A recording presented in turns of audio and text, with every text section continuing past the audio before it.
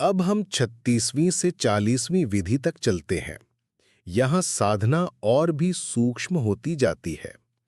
ओशो ने भी इन जगहों पर विशेष बल दिया है, क्योंकि ये मन को स्थूल स्तर से उठाकर सूक्ष्मतम स्तर पर ले जाती हैं।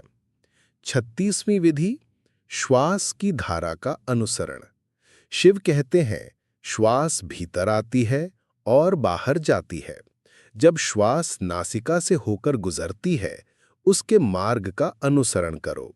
ध्यान रखो कि श्वास कहाँ से आती है और कहाँ विलीन होती है। बालिका दृष्टि, ये विधि बताती है कि श्वास केवल वायु नहीं, बल्कि प्राण शक्ति है। श्वास का अनुसरण करते करते साधक प्राण के स्रोत तक पहुंच जाता है और अंततः श्वास से परे की शांति को जानता है। मनोवैज्ञानिक दृष्टि, ये माइंडफुलनेस ब्रीथिंग का प्राचीन रूप है। इससे एंजाइटी घटती है, नर्वस सिस्टम रेगुलेट होता है और मन केंद्रित हो जाता है। अभ्यास, प्रतिदिन 10 मिनट केवल श्वास के मार्ग को देखना। कोई जबरदस्ती नहीं, बस गवाह बने रहना। 37वीं विधि, मौन ध्वनि अनाहत नाद को सुनना। शिव कहते हैं, अपने भीतर की ध्वनि को सुनो। ये कोई बाहरी ध्वनि नहीं, बल्कि मौन के भीतर गूंजती आंतरिक ध्वनि है। आध्यात्मिक दृष्टि, ये अनाहत नाद है। जिस ध्वनि को कोई बजाता नहीं, वो स्वयं उठती है। जब साधक इस पर टिकता है, तो उसे ब्रह्मनाद का अनुभव होता है। मनोवैज्ञानिक दृष्टि, ये ध्यान इनर ऑडिटरी अवेयरनेस को बढ़ाता है। टिनिटस रिसर्च में भी पाया गया है कि जब व्यक्ति ध्वनि को ऑब्जर्व करता है, तो उसका तनाव घटता है।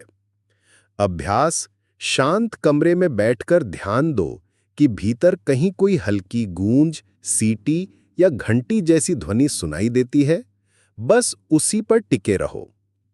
38वीं विधि, विचार और विचार के बीच का अंतराल। शिव कहते हैं, जब एक विचार चला जाए और दूसरा अभी आया न हो, उस अंतराल पर ध्यान दो। आध्यात्मिक दृष्टि, ये विधि मन के पार ले जाती है।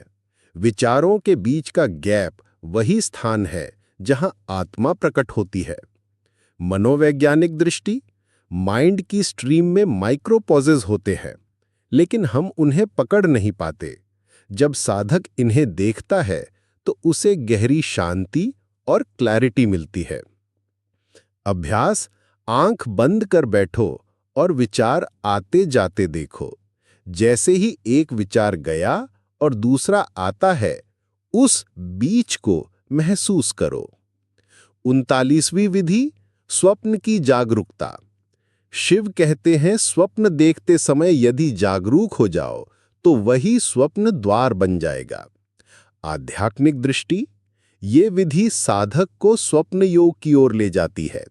जब स्वप्न में भी सजगता बनी रहती है, तो जीवन और मृत्यु का भेद मिट जाता है। मनोवैज्ञानिक दृष्टि, मॉडर्न साइकोलॉजी इसे ल्यूसिड ड्रीमिंग कहती है। ये अवचेतन के साथ सीधा संवाद है। अवचेतन में छिपे भय, इच्छाएं और क्रिएटिव एनर्जी यहीं उजागर होते हैं। अभ्यास, सोने से पहले संकल्प करो, मैं स्वप्न देखूंगा और उसमें जागरूक रहूंगा।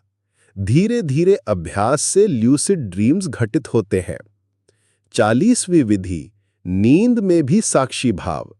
शिव कहते हैं, जब नींद आ रही हो, उस क्षण जागरूक रहो। नींद और जागरण के बीच की स्थिति में आत्मा प्रकट होती है। आध्यात्मिक दृष्टि, ये योग निद्रा का मूल है। साधक यहाँ शरीर और मन को गहरी नींद में डाल देता है, लेकिन चेतना को जागृत रखता है। यही समाधि का द्वार है। मनोवैज्ञानिक दृष्टि, न्यूरोसाइंस ने पाया है कि हाइप्नागोजिक स्टेट यानी सोने से पहले की स्थिति में मस्तिष्क सबसे अधिक क्रिएटिव और रिसेप्टिव होता है। यदि वहां सजगता बनी रहे, तो हीलिंग और इंसाइट गहरे स्तर पर संभव है। अभ्यास, बिस्तर पर लेटते हुए अपनी श्वास और शरीर को देखते देखते नींद आने दो। सोते हुए भी सजग रहने की कोशिश करो। इन 5 विधियों का सार यही है कि जागरण, स्वप्न और नींद तीनों अवस्थाओं में सजगता लानी है। तब मनुष्य को पहली बार अनुभव होता है कि वो इन अवस्थाओं से परे है, वो शुद्ध साक्षी है।